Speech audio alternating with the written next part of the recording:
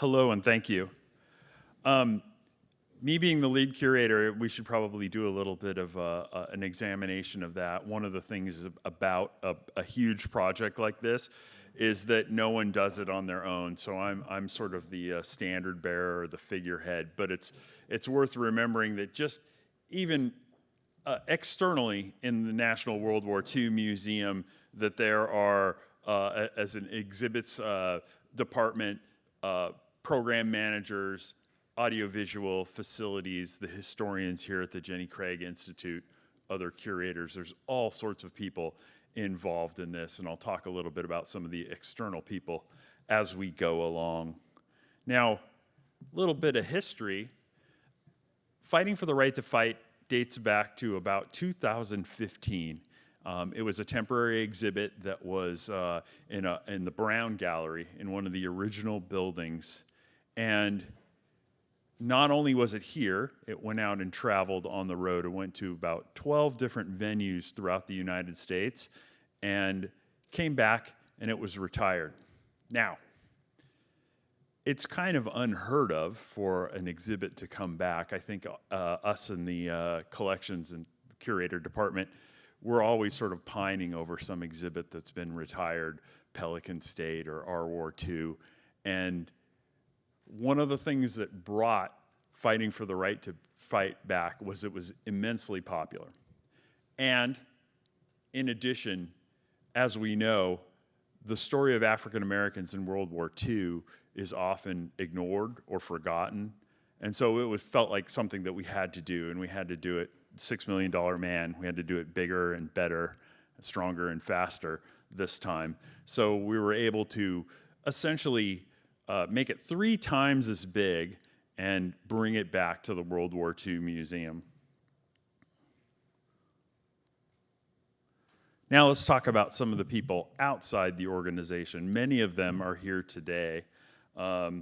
Adrian, Gregory, John, Marcus, and Tracy as well are here. This is one of the things that you do when you develop an exhibit, is draw upon ex-military, universities, museums, etc., in order to get that expertise.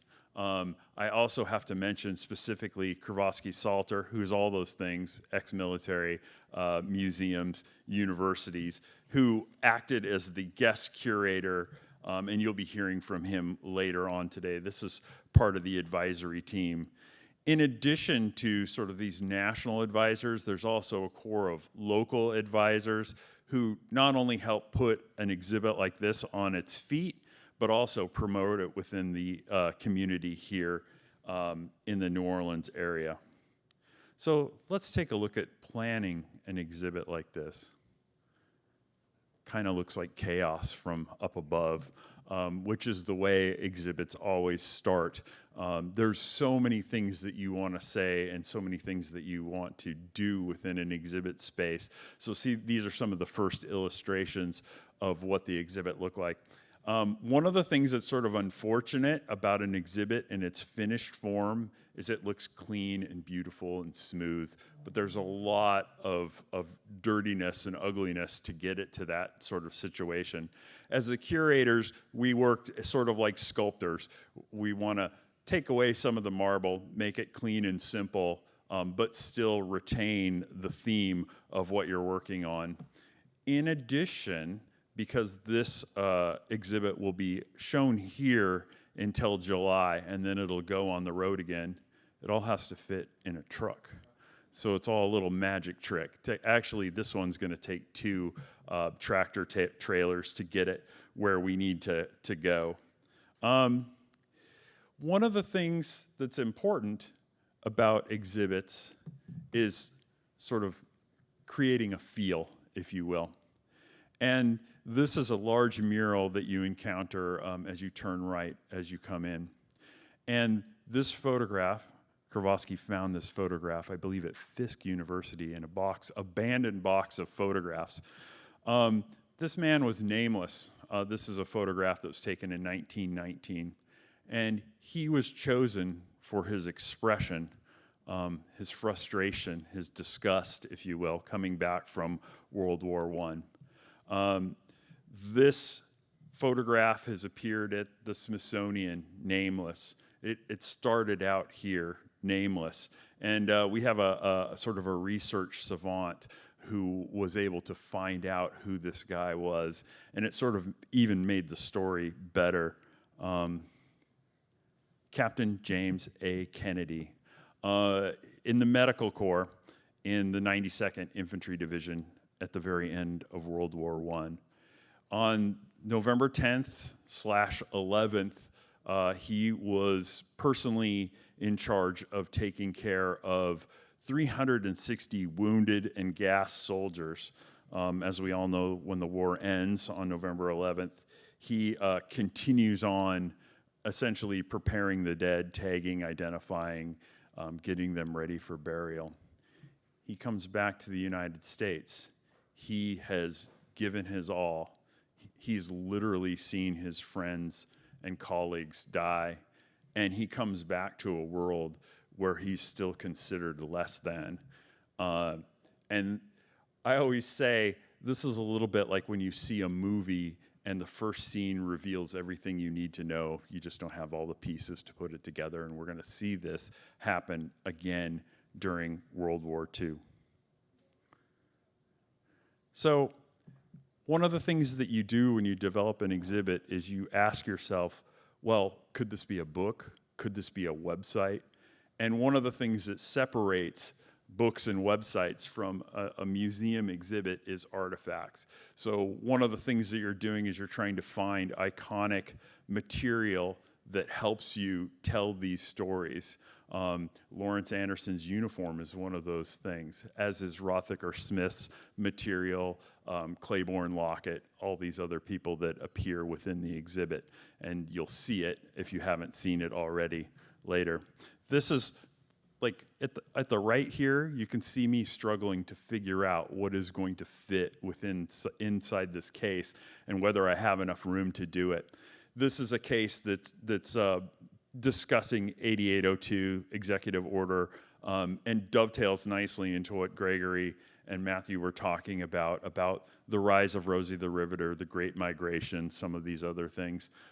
You'll see down here at the bottom, this is one of our museum photographers who's working to show the artifacts in a little bit more of a presentable fashion.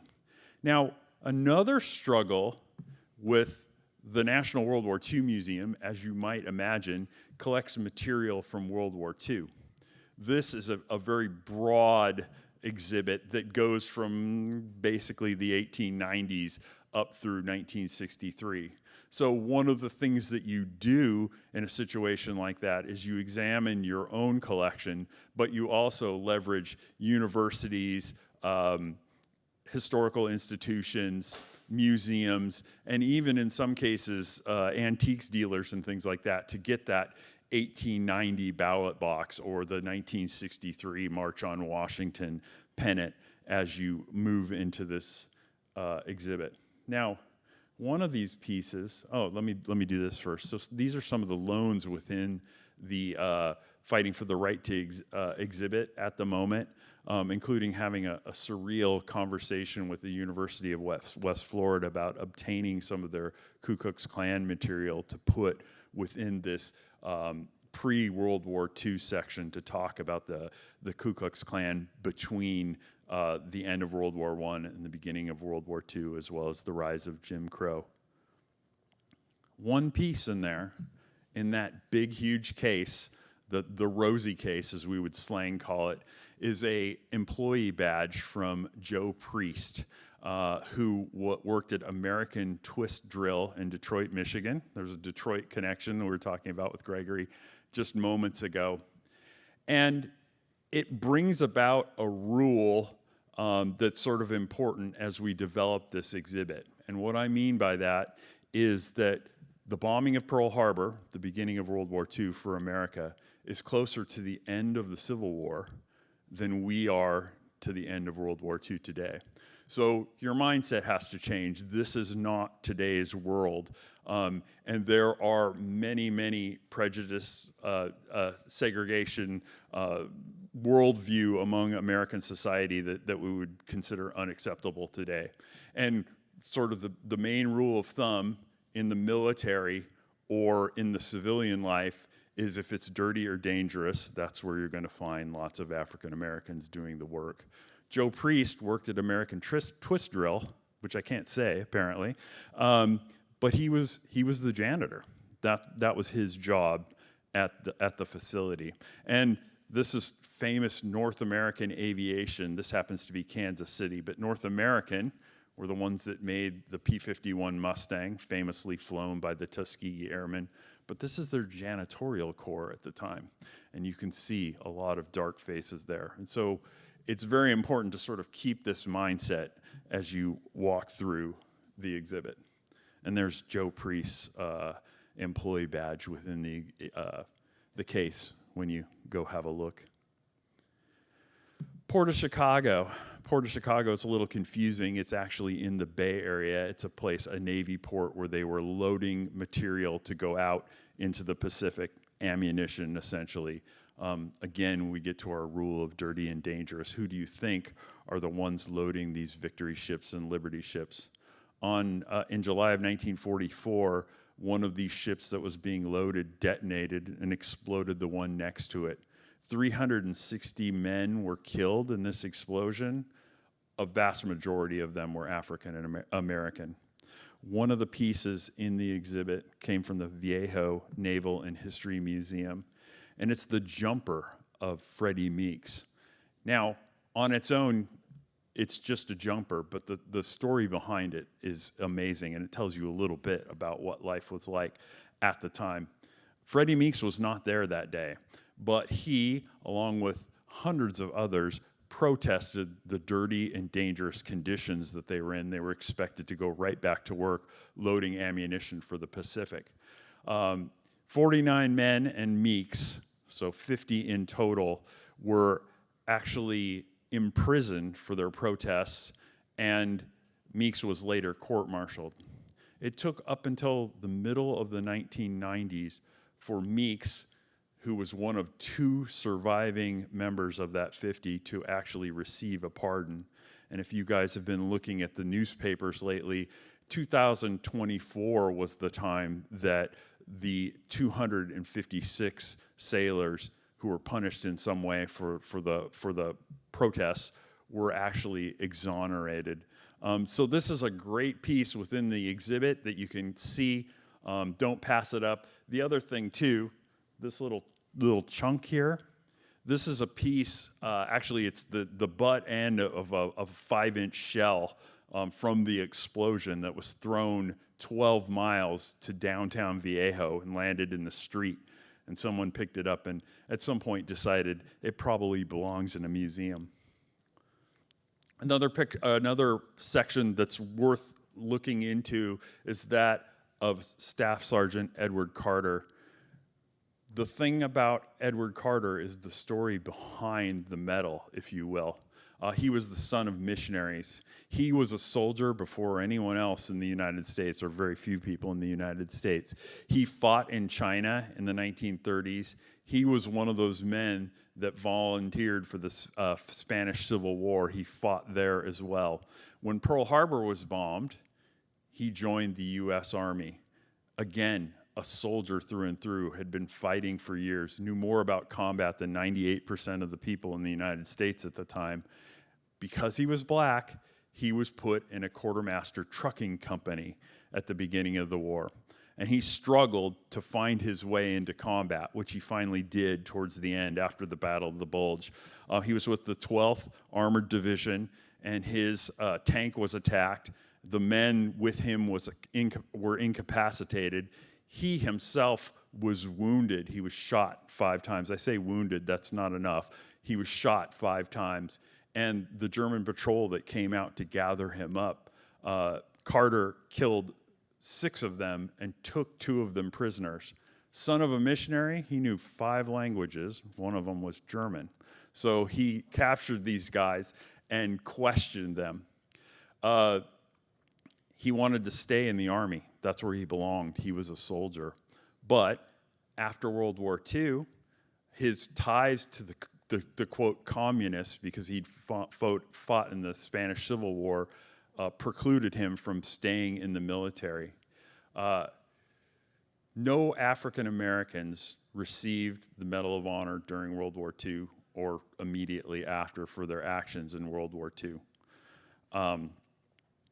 But that changed as well in the 1990s. The military and the government decided to examine these instances and see if racism, prejudice, segregation were involved. And they came up with the names and actions of 7 different men who rightfully deserved the Medal of Honor.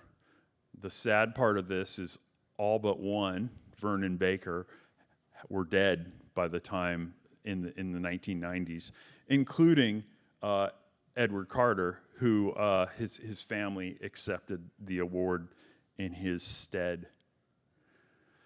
One of the biggest artifacts in the exhibit is this balloon winch. It weighs 985 pounds. Why do I know? Because we're going to travel this exhibit, and you have to know when something's going to weigh 985 pounds.